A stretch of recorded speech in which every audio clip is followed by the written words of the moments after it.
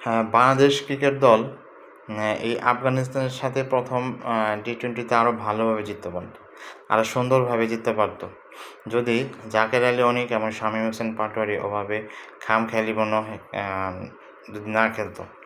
তারা যদি দায়িত্ব নিয়ে সুন্দর মতো খেলে আসতো এবং তারা বাংলাদেশ ম্যাচটি আরও আগেই শেষ করতে পারত।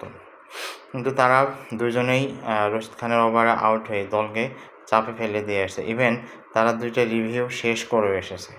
কারণ তারা কি সেটা বুঝতো না যে তাদের এলবিডব্লিউটা যেহেতু ক্লিন বোঝা যাচ্ছে, তাহলে রিভিউটা না নিয়ে আমি নষ্ট না করি।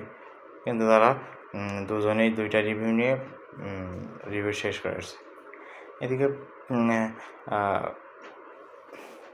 তারা আরও ভালো মতো খেলতে পারতো, কিন্তু কোনো কাজই করতে পারলো না। যেখানে তানজিদ হাসান তামিম এবং পারভেজ হোসেন ইমন 100+ রান করেছে, সেখান থেকে ওই ম্যাচ বাংলাদেশ এভাবে জিতবে এটা আসলে কল্পনা করা যায়নি। যে তারা হারতে হারতে জিতে যাবে, হেরে হেরে জিতে যাবে, এটা আসলে মেনে নেওয়া যায় না। এটা খুবই কষ্টের বিষয় একটা। কারণ আপনি একজন অভিভাবক হয়ে আপনি কেন সেখানে কোনো প্রভাব ফেলতে পারলেন না? কেন দলের যে গুরুত্বপূর্ণ ভূমিকা পালন করতে পারলেন না? তো যাই হোক, বাংলাদেশ শেষমেশ হেরে যাওয়া ম্যাচ আফগানিস্তানের সাথে জিতে গেল। অভিনন্দন বাংলাদেশ ক্রিকেট টিম, অভিনন্দন সবাইকে।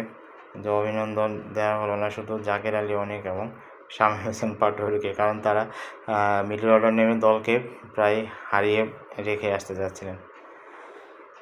যাই হোক, আজকে আবার প্রথম দ্বিতীয় টি-20 শুরু হবে। তো সেই টি-20 দেখার জন্য আবেদন হলো। আর বাংলাদেশ যদি আজকে জিতে যায়, তাহলে বাংলাদেশ 1 ম্যাচ হাতে রেখে সিরিজ জিতে যাবে। আর আপনি কী মনে করেন, বাংলাদেশ কি 1 ম্যাচ হাতে রেখে সিরিজ জিতে যাবে, নাকি আফগানিস্তানের সাথে আরও অপেক্ষা করতে হবে? তারা বাংলাদেশকে অপেক্ষা করে রাখবে।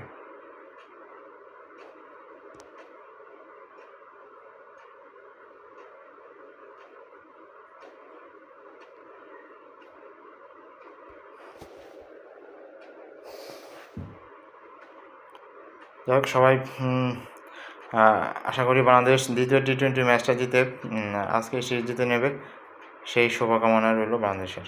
এবং দলের মিডল অর্ডার ব্যাটসম্যান আরও দায়িত্বশীল ইনিংস খেলুন, আরও ভালো ইনিংস খেলুন এবং দলকে জিতিয়ে মাঠ থেকে ফিরে আসুন। ধন্যবাদ সবাইকে, ভালো।